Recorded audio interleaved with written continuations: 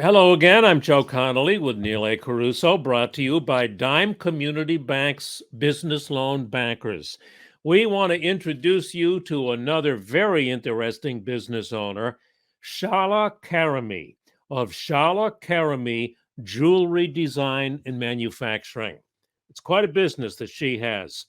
Before this, Shala worked in design and manufacturing for famous apparel brands, and her designs have been worn by dozens of famous people, from Reese Witherspoon and Elizabeth Moss to Stella McCartney. So, Shala, how do you find such famous customers? I think is the first thing I'd have to ask. I have to give all of that credit to my publicist, Sophie Louise Tomlin in the UK.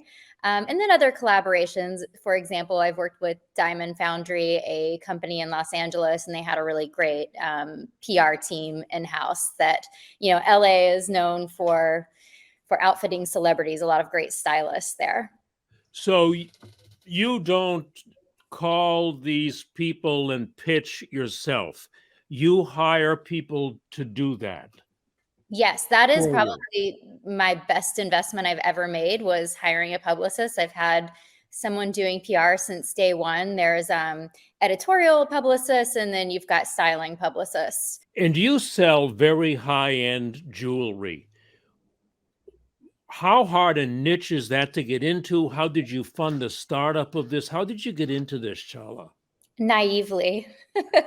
So a lot of people that work in jewelry have either deep pockets, are independently wealthy, or they're coming from a family of jewelers. And my story is none of those. I started out bootstrapping it myself, and I've built it slowly over the last 8 years. You start with one collection. When that makes money, you take that money and reinvest it. It's been a lot of reinvesting. It is a hard industry to get in, especially in New York City. They don't want a lot of new designers coming in when you're in, I don't know if you've been to the Diamond District here, but it's a lot of, screaming and yelling, and it's a very different culture than other traditional jobs and jobs that I've come from. Did your corporate background before this help you a lot, I suspect?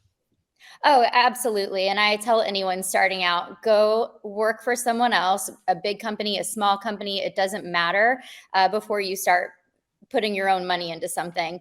I definitely made, I joke my first year, I got a Harvard education because that's how much I spent. I could have gone to Harvard Business School instead of starting my company, because that's how many mistakes I made. And again, this is my second career. I started later in life. Having that corporate background really helped. I mean, I got to cut my teeth at Warner Music Group and Atlantic Records. I worked for President Obama's reelection campaign. So I learned a lot about product and e-commerce and manufacturing working there. So I didn't have the background in fine jewelry. It was something I did on the side, but I knew how to, kind of move around in the production world. Was starting your own business in your game plan, or was it something you did relatively quickly? Uh, Again, naively, I thought I'll take a few months off work. I'd been doing my jewelry business on the side since 2008 on Etsy. And I thought I'll stop what I'm doing for a few months. I was consulting at this point, and once that gets rolling, I'll go back to consulting, and I'll continue to do this on the side. The first 3 months, there were no days off. There was no time to do anything else. And actually, I joke that it went a whole year before I was like, no, the only day I took off was Christmas in the first year. And I'm not glorifying at all working around the clock, but anyone who started a business can tell you start out with the best intentions to have balance. It just sort of snowballed, and it did become a full-time thing. I never saw myself as an entrepreneur. I'd never had a business class in my life. I just wanted to design some cool things and sell them on the side. But now that I've been an entrepreneur, I can't imagine ever working for anyone again, aside from my clients who I work tirelessly for, my individual clients. But This is great advice. This is a great story that may be a pathway for other people as well. Neil. Yeah, I can tell you're living and breathing this, and that's that passion really comes through the screen. So I'm curious, when you launch your first product line, How are customers finding you at that point? And then how are you building that customer base? I got really lucky when I first launched. I got invited to, there is a store, I believe it still exists, called Story in Chelsea, and they had an open casting night. Whoopi Goldberg was there, one of the guys from Cool Hunting. And so I go and this is my first collection, mind you. I come from more of a tech background where you launch the minimum viable product. And like, it's embarrassing what I was putting out there, to be honest, as far as quality goes. But the idea was good. And I went to this launch event. They end up picking up my line. I get to meet Whoopi Goldberg. She's awesome. She ends up like getting some bracelets. Cool Hunting writes about it. And so I immediately had out the gate tens of thousands of dollars in sales. It was not expected at all. I just got very lucky.